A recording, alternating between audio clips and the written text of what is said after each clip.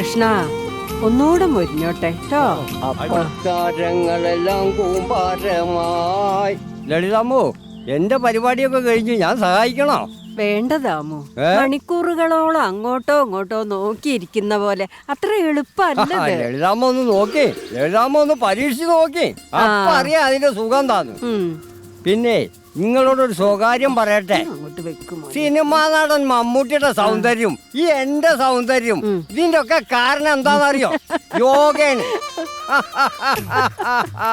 മമ്മൂട്ടിയോ ഒക്കെ ദാമുവിന്റെ കാര്യം അവിടെ വെച്ചേക്ക് ദാമു.